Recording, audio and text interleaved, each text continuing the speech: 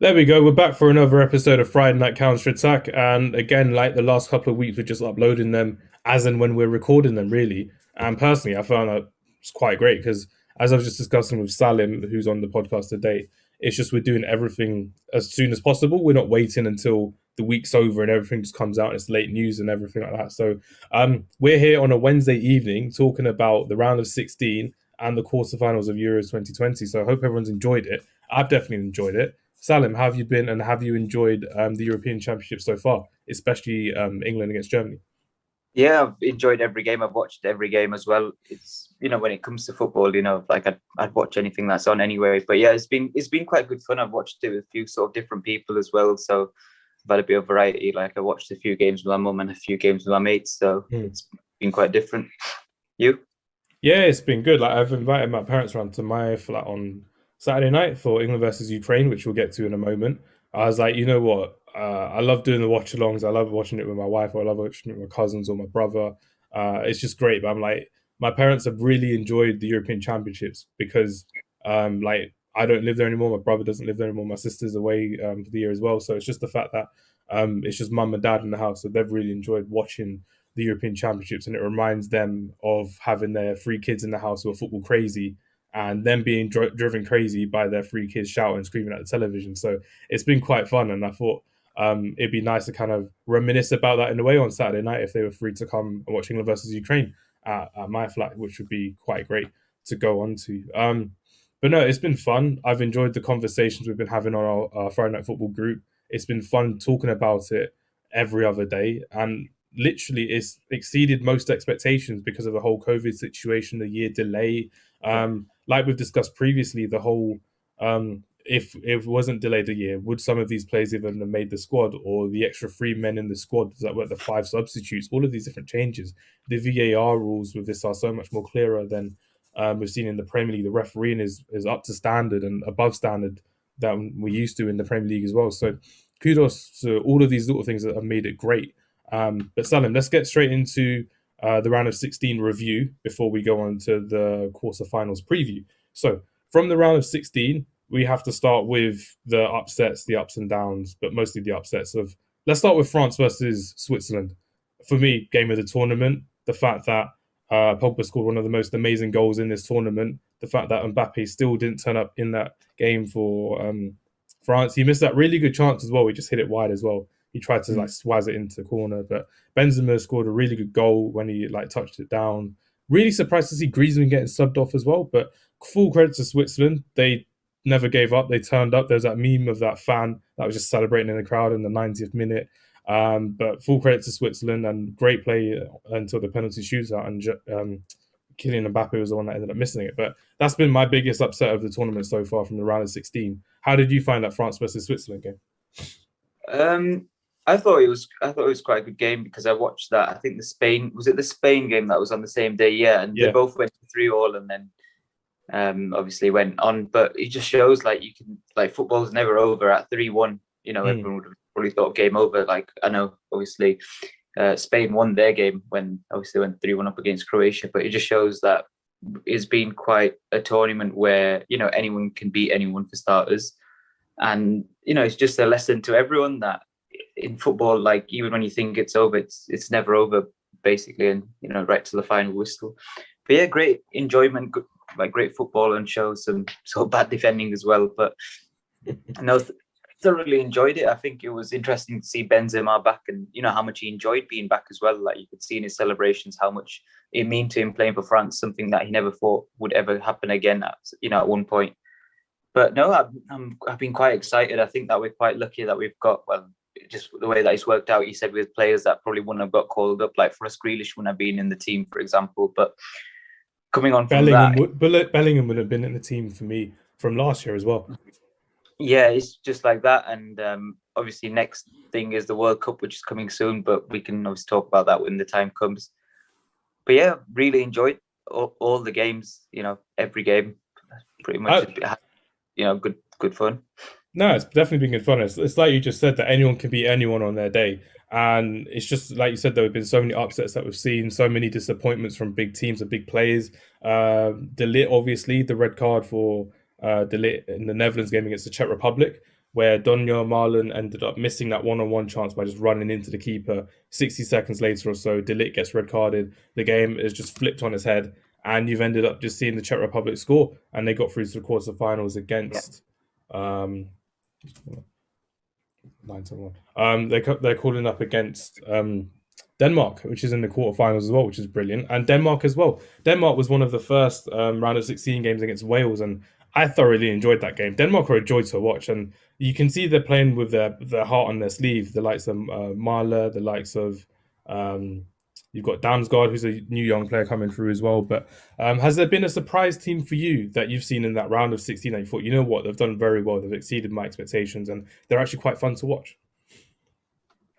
For me, I'd say Denmark have come back quite well considering the position they were in. Like they were everyone thought they were probably going to go out of the tournament, but they, won on the last day, scored a couple of goals and they got through. So I'd probably say they'd be one that I'd say have done quite well. And the other one I'd probably say was, I mean, you could always say Switzerland, because they won, but I'm trying to think.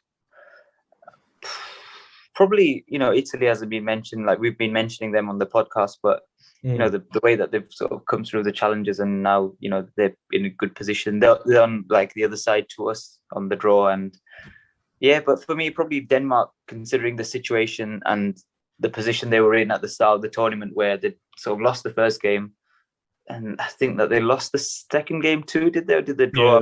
Yeah, they lost to Belgium in the second game as well. That was it. But then they came back really strongly in that third game, which put them through, and now they're quarterfinalists at least at minimum.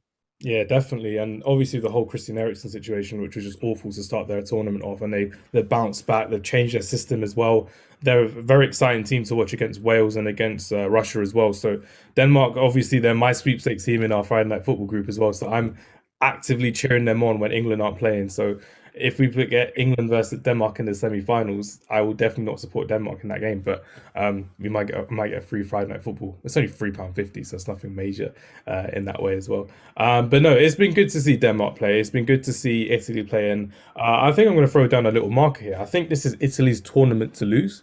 From everyone in the UK that's going on about England and it's coming home, when you look at Italy versus Belgium, and if you look at how Italy have to play Belgium, and then they potentially have to face Spain in the semi-final, they're going to be facing two great teams. Obviously, Switzerland could win, and it could be Switzerland as well. But two historic teams, Belgium and Spain, against Italy, and then potentially England or Denmark in the final, or whoever gets to the final. They've got the harder draw, but they're going to be mentally challenged in all of those games and tested differently as well. So, like you said, that the fact that before this tournament, Italy didn't really get the mentions or the credit from our side, from watching them and from having that conversation with Marco a week or two ago as well. We just learned a lot more about how Italy plays, how Mancini's played, and you notice little things that you didn't notice before. And even for me, I can't wait to see how Italy face against Belgium. I think they will beat Belgium in the quarterfinals. I think we'll just skip the whole round of 16 review because we've seen it, we've done that. Let's just go straight to the quarterfinals. Belgium versus Italy. Salem, tell me what you think of that game. I think it's going to be really tight. It's going to be quite tactical. I think both teams are going to be, I wouldn't say nervous. I'm going to say more, what's the word? Like reluctant to go forward. They're going to try and they're both going to sort of like they're just going to be reluctant to attack. So it's going to be more like, playing it around the defense kind of thing. And they're both not going to want to like sort of draw each other out kind of thing, but they're going to try and draw each other out is what they're probably going to do. Yeah. But I think it'll be tight, and I think it'll probably be Italy 1-0. Yeah, I see in Italy 1-0. I think Lukaku versus Bonucci is that key battle for me, and there's been talks of De Bruyne and Hazard not being in this team. I've seen this a couple of times that there may be a return for De Bruyne, but I don't think it's going to be true for him to be match fit in this game.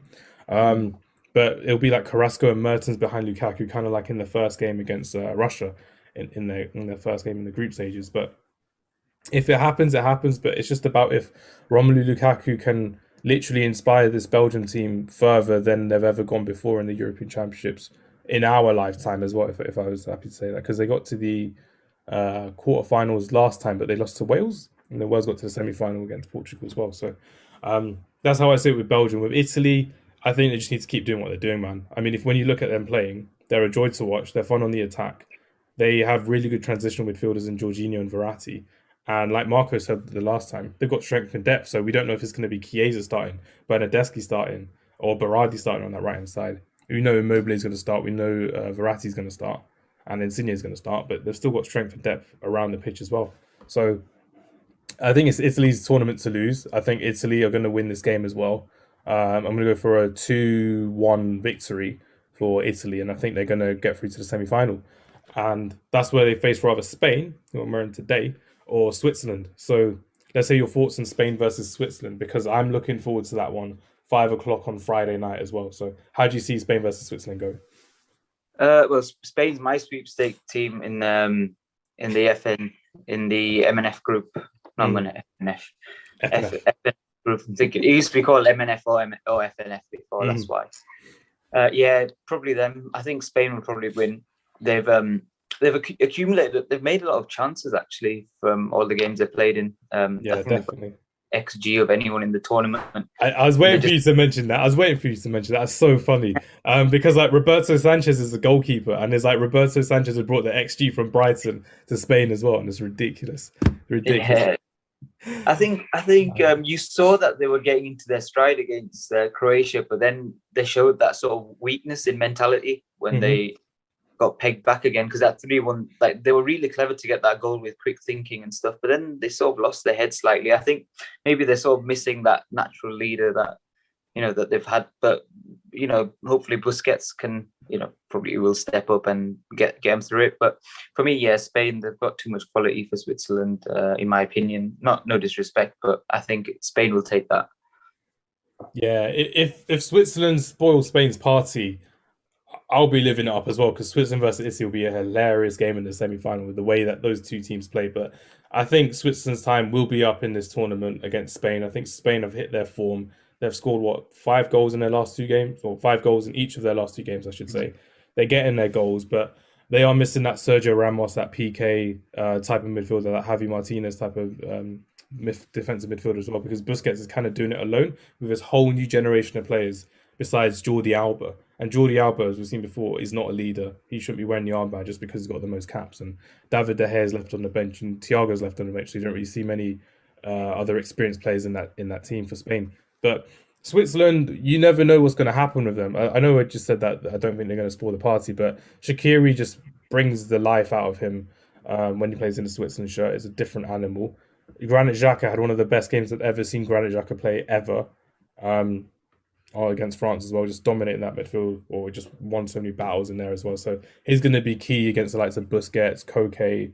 I don't know how they're going to start it as well. I think they'll play Pedri again. He's been a joy to watch. I discussed that previously with another podcast, Two Maggie's up about how he's been a good player, but he's just remembered for that own goal. The own goal where he just went under the keeper's legs as well, which is going to be crazy. But no, I think Spain are going to win that game, and I reckon it's going to be in the end of Switzerland's journey. But hopefully I'm wrong, because you always like to see an underdog story. Speaking of underdog stories, Czech Republic versus Denmark. Let's get into it. You were just saying how literally they got through on the final day. They got the goal difference to get higher and become one of the better placed teams in the tournament, and they were right on form against Wales. I mean, the Wales fans were crying for that foul on Bale or Moore, I think it was Kiefer Moore, and they ended up scoring down the other side as well. But they ended up getting the red card against them, and Wales just imploded in front of Denmark's eyes, and Copenhagen lit up that day. No, not Copenhagen. Amsterdam lit up that day because they're playing in Amsterdam, I think. But how do you see this game going? Because I think it's going to be a convincing Denmark win. But Czech Republic, again, they're no one's fools. They turned up in a couple of good games as well. How do you see that going? Yeah, I think that, like Schick, for example, nobody even knew who he was before the tournament, and now he's, sort of like in everyone's fantasy team. He was just like a football manager guy back in like 2018, 19. That is like one of those wonder kids like Dolberg, and you just never see him again in real life. And we've seen him in real life, which is great. And Dolberg as well, both in the same game. Dolberg, yeah. For me, it was that there's a kid for Czech Republic. His name is Adam Halozek. If you've heard of him, he's one of my football manager signings at Unearth, like I think last season or the season before. Yeah, for me, I think it'll be Denmark to go through after. I think the spirit in the team and the whole country themselves, like, at the end of the day, they're missing their best player, the world-class player they have, their captain. Yeah.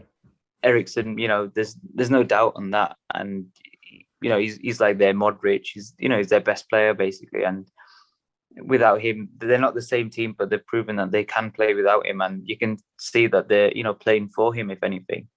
Yeah, exactly. And they're kind of playing with their hearts on their sleeves as well. You can see it with the passion of Simon Kier. You can see Vestergaard coming into the team really well. Christensen, who's done very well at dropping into that centre defensive midfield role when they don't need a back three all the time when they're in possession. So it's been good to see how Denmark played against the likes of Wales and Russia as well. But I think they've got the strong team against the Czech Republic, and I reckon the Czech Republic will take them to penalties.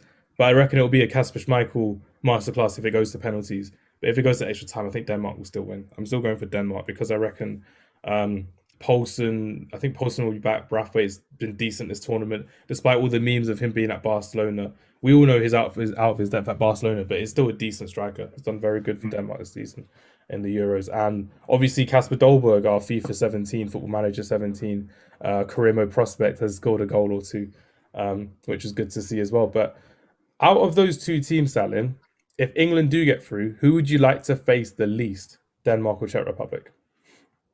To be honest, either. I'm not too fussed, because the thing is, you can't really pick and choose in tournaments, and it's whoever we get. I mean, I don't know. I'm not one to say. To be honest, they'll both be tricky opposition. For the thing is, in a tournament, a one-off game, you could play like anyone and you could lose. We've seen it from this tournament itself. With France and Switzerland, but for me, I mean, obviously Denmark are missing Eriksen, so I probably would sway towards the Czech because we've beat them, once already at Wembley as well. So I think they give you that peace of mind, that assurance that you've seen them in this tournament and we beat them in this tournament as well. So it's just about how we set up against them as well. But not getting ahead of ourselves. England versus Ukraine is that final Saturday night quarter final, 8 p.m. Where are you going to watch the game? Can I come? And how do you see this game going for England? I think I'm going out for that game actually. I think it's my mum. We're doing like my mum's birthday do, so I'm gonna have to watch it on my phone. Oh no! No, that's gonna be crazy. Does the restaurant that you're going to have a TV at least? I don't know, but I might bring mine. Oh man, that's gonna be crazy. It's gonna be mental as well when you go out as well. Watching the game on your phone or just catching up on WhatsApp and however it goes. Watch along. If I'm doing a watch along, just you can watch me react to it. Where I got a bit too happy the other day against Germany, but yeah, I saw that clip. Just a few of me going into my high notes. I never knew I could get that high. In other news, actually, if we do go to the semis, I am in London that day that the semis are to be played. I'm going with a few mates, so if we do go through, the plan is to sort of probably go down to Wembley or somewhere else and just take in the vibes, if you know what I mean. Fox Park, Croydon. You can be with Stormzy celebrating with like that. The flares and everything. That'd be crazy to go to. No, that would be good. But yeah, it's going to be a fun game. The quarterfinals against Ukraine. The Ukraine on paper, I've said previously that they're probably the easiest team you can face on paper. But like you said, there's no easy game in this tournament. It's not plain sailing for anyone in this tournament besides Italy, I would say. England, we haven't conceded a goal, but the likes of Malinovsky has been doing really well. Yarmolenko's done very well. Zinchenko's been brilliant as well. So a lot of these names that people don't really associate with attacking flair and this Andrei Shevchenko Ukraine side, I think they're going to give a great test to us. I think it's going to be in Rome. It's going to be the first and only game away from Wembley that we've had, and it's been very cushy for us as well to have all of our games at Wembley so far as well. So how do you see England versus Ukraine going? Do you see it going positively for England, and how do you think we can kind of get forward in this tournament if we can against this Ukraine side? I'd say first thing is you mentioned about obviously on paper. I mean, it's quite important that you say that, because I think another problem that we've had sort of as a country collectively is like an arrogance and a complacency, saying that, on paper we should be, Iceland, for example, we all know what happened there. The last, like pretty much every tournament, except for, I mean, we should have beat Croatia, but pretty much every single tournament I've ever seen since I was born, and, watch support England, I feel like we've always had this sort of complacency and this ego and arrogance that we've got the Premier League, best league in the world. We've got some of the best players in the world, but I think with the media hype, we just think, oh yeah, we should beat these lot, we should beat these lot. But I think that's sort of changed since Southgate has come in, and that's something that I do sort of respect him for, in a sense that we are doing like thorough research on opposition, and we're not sort of just putting 11 players on the pitch and saying, oh yeah, we should just win, like playing like Gerrard and Lampard together, like something like that didn't work. Like tactically, we've been more spot on, and I think we're giving respect to opposition nations, which they deserve as well, which is something we've never done, because we'd win every game in qualifiers. We'd beat San Marino 10-0 and then, beat Gibraltar like 8-0 or something. And then we'd come to even like a semi like Iceland and we just lose. Like, yeah, just simple as that. And it's been nice to see that from Gareth Southgate as well, because like you mentioned, they've been doing their thorough research, and data analytics has played a key part in England's build up through the 2018 World Cup, the 2019 Nations tournament, and an even bigger part in this tournament for the Euro 2021, after it was meant to be in Euro 2020. But it's just they've given a lot of extra thought process into actually the data analytic, the stats, the ways players tend to shoot in the corners, the way they actually go for it. Like apparently, it was just about how well the defense has been doing well is not down to data analytics, but they've studied their article. Yeah, that was literally it. They've literally studied their opponents that they had in the group stages for a lot longer. So the likes of Mings, Stones, Walker, Trippier, they were a lot more comfortable against Croatia than they were back in 2018, because they had a lot more research and the players are buying into it, the staff are buying into it, which is brilliant. And that's me kind of geeking out over and done with in terms of the football. I do see a change in system again. I don't think we should go for the 3-4-3. I think going back to 4-3-3 like we did against the Czech Republic, against these two fullbacks and the backs that they have, I think we can get at them. I know everyone's been saying, "Oh, I'll start Grealish, I'll start Foden, all this, that, and the other," but it depends on what three we start. But we do need two pacey wingers, in my opinion, and one creative in the middle. That's how I would do it against this Ukraine side, because we can get at them. Harry Kane can drop deep a bit more and have the two flying wingers going past them. If it's Sancho and Rashford, or if it's Sterling and Rashford, whoever it is, that's how I see us kind of defeating this Iceland side. But like we've all seen this tournament, Gareth Southgate actually does know a lot about this England side and how to set up against certain teams, and he did that against Germany, which is great. How would you kind of set up this team? I know you want Grealish and Mings in there as well, as always. But how would you kind of set up against this Ukraine side after their extra time win against Sweden? No, they look quite good. I mean, we all know Zinchenko quite well, and obviously they've got Yarmolenko too, which we all know quite well too. No, sorry, not. Yeah, we do, from West Ham. Sorry, yeah. For me, the setup. The thing is, I wouldn't even mind if we play five at the back again, but I feel like we should sort of go a bit more attacking than defensive. Mm-hmm. I think it's important to, I wouldn't say rotate, but we do need a bit of rotation, because the games are like, if we go through, obviously, hopefully the semi-finals on Wednesday and the finals on Sunday, but you saw like Rice getting cramped towards the end of that game, which was, I think Harry Kane looked like he picked something up as well. Mm-hmm. Trippier looked a bit injured too. So for me, I'd try get maybe Henderson in the team. It'd be those smart changes like Henderson in for Rice, Reece James maybe in for Trippier, and probably like Sancho or Grealish from the start over one of the others. Over Saka, because you don't want to burn them out too early as well. But I get what you mean. That's a really good point as well. Because after the season, sorry, I was going to say even Kane for Rashford. I mean, it is worth looking at, because you have to trust the squad. These are effectively, this is the 26 or 25, wherever it's become now. I think it's the 26 best players we have that are English. That's what we're saying in essence. Exactly. So, I think Southgate does know what he's doing. It's just a case of what he goes with. I personally think, obviously, they say you should never change a winning formula, which is something that I do agree with. But I just feel like with the games coming thick and fast, I know you could even say like, oh, why are you thinking about the next game? We need to get through this game. But I just feel like we could do with some fresh legs in that midfield. Yeah. And even just like you said, the 26-man squad is the main squad for the tournament. And if you don't utilize some of these players, like you said, even keeping the back, the spine of it the same and just rotating around like that. I've always been a big fan of that. So keeping the keeper, keeping the two centre backs, uh, two or three midfielders keep the same, and the striker. Probably not what you just said in terms of Kane and Rice, but even if you keep like one or two of them out of the team, like let's say Rice for Henderson, that's not a downgrade in any shape or form. Henderson looks like he's back to close to full fitness as well in this tournament as well. Maybe even playing Bellingham there as a transitional midfielder against this midfield in Ukraine as well. It'll be good to see and good to see how it actually goes forward as well. But I'm looking forward to the game. I know everyone in this country is looking forward to this game, but it's just nice to kind of see England fans buoyant and jubilant all together at once. No one's kind of going, "Oh, my team, like Bukayo Saka for Arsenal, he's done amazing." Oh, Man United.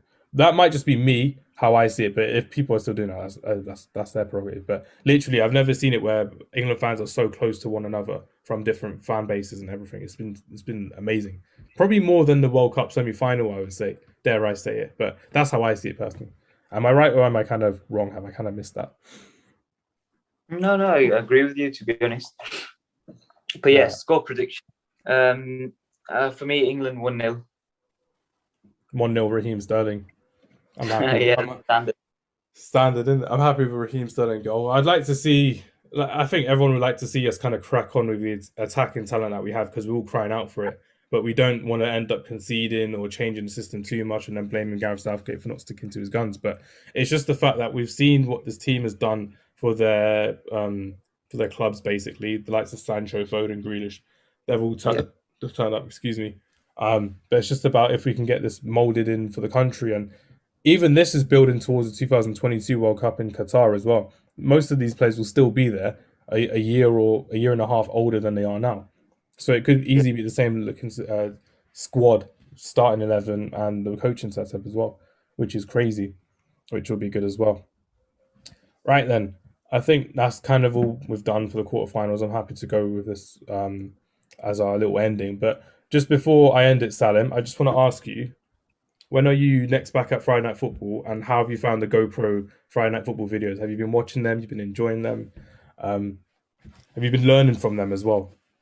Yeah, I mean, I watched the one that had me, and I watched all of like that fully. I watched it. I watched it on the big screen. Actually, it was better. Good man. Yeah, it helped. To be honest, I feel like personally, in terms of my levels, football-wise, I've sort of dropped. My fitness does need to improve, and that's something I'm going to work on with pre-season.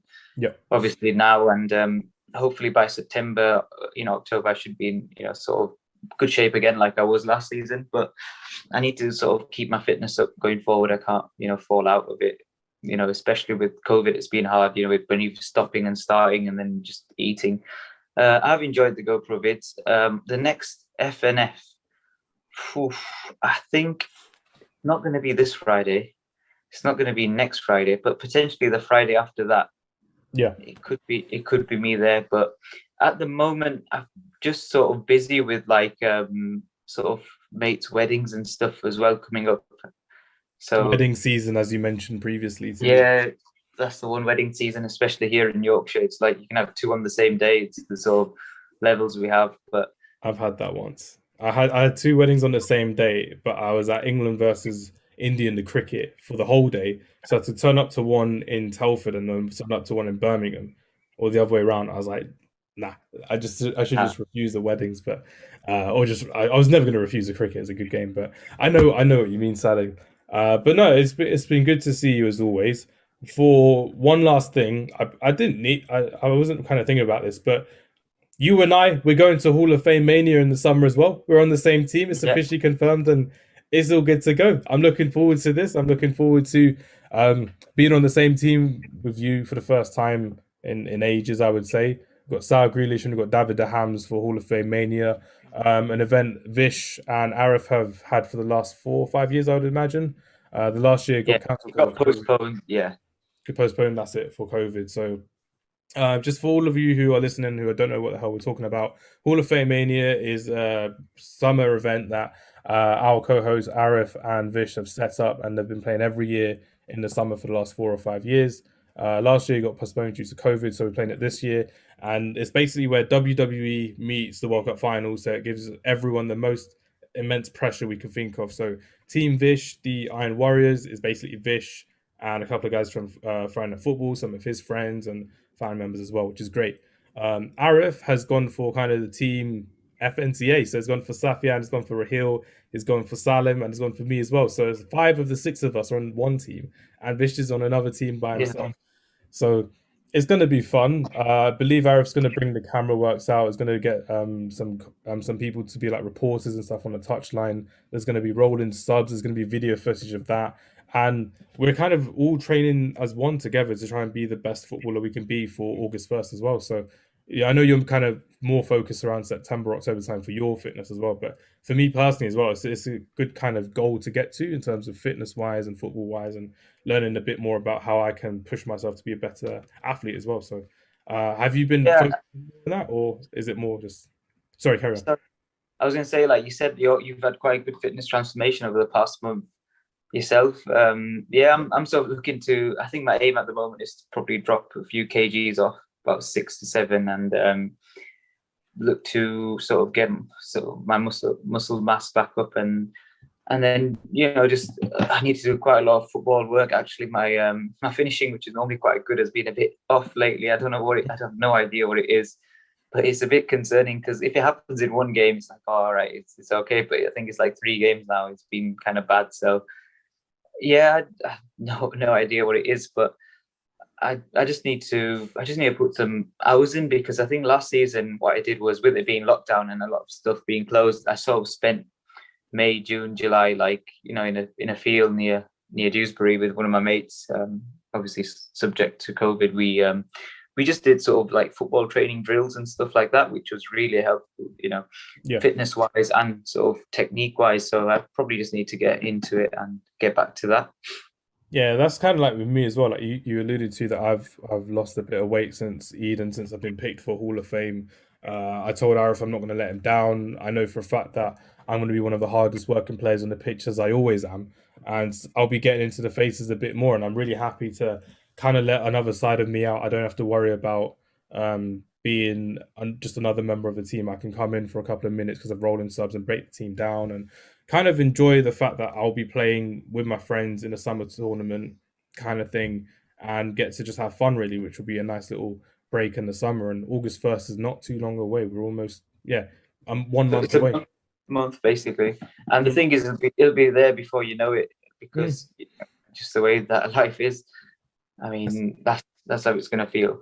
That's exactly it. And I do have to shout out Vish, because Vish has been very good at a couple of these Friday night footballs, and Arif has kind of like played it down. But I've seen Vish working on different parts of his game that I haven't seen before. So Vish, if you're listening, I'm not sure if he actually is listening to us, but Vish, if you're listening, you've actually been very good, and I'm genuinely praising you for how you've improved over the last couple of months as well. Your man-to-man defending, your interceptions, your finishing's been a lot better as well, and your fitness in general has been fantastic as well. So you're actually leading from the front there as well. Arif, I've seen a bit of a difference in you as well, which is great.